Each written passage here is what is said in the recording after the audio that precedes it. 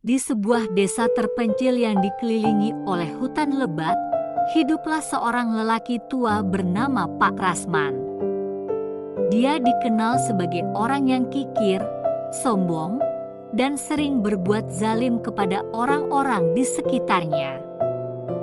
Pak Rasman tidak pernah segan menipu tetangganya, mengambil hak orang lain, bahkan merusak ladang milik petani demi keuntungan pribadinya. Meskipun sering diperingatkan oleh warga desa dan pemuka agama, ia selalu mengabaikan nasihat itu dengan tawa sinis. Suatu hari, Pak Rasman melakukan tindakan terburuk dalam hidupnya. Dia merampas tanah seorang janda miskin bernama Bu Sari yang bergantung pada ladang kecil itu untuk menyambung hidup bersama anak-anaknya. Dengan ancaman dan tipu muslihat, Pak Rasman berhasil mengambil alih tanah itu, meninggalkan Bu Sari dan keluarganya dalam penderitaan. Malam itu, setelah kembali ke rumah dengan perasaan puas, Pak Rasman merasa wajahnya mulai gatal. Awalnya, ia menganggap itu hanya gigitan serangga, tetapi rasa gatal itu semakin menjadi-jadi. Ketika dia bercermin, dia terkejut melihat kulit wajahnya memerah dan mulai membengkak. Dia mencoba mengabaikannya, tetapi rasa sakit dan gatalnya terus bertambah. Esok paginya, Pak Rasman terbangun dengan rasa sakit yang luar biasa.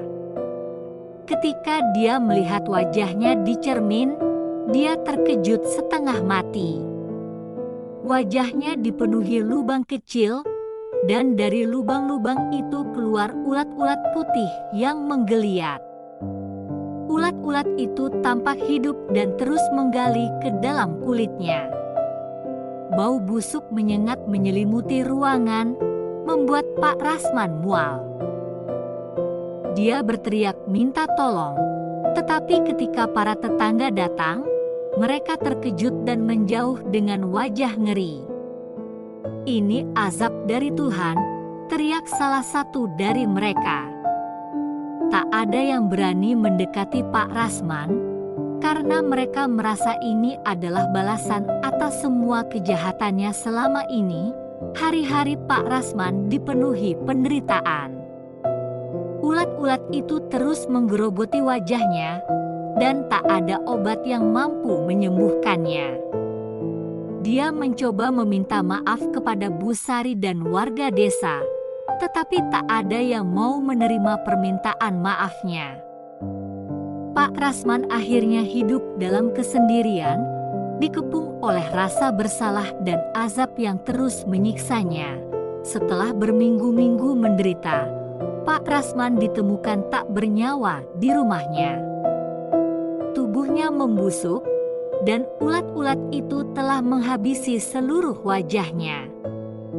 Warga desa menguburkannya tanpa upacara, sebagai peringatan bagi siapa saja yang berniat melakukan kejahatan. Kisah Pak Rasman menjadi pelajaran bagi desa itu, bahwa setiap perbuatan buruk pasti akan mendapat balasan setimpal pada waktunya.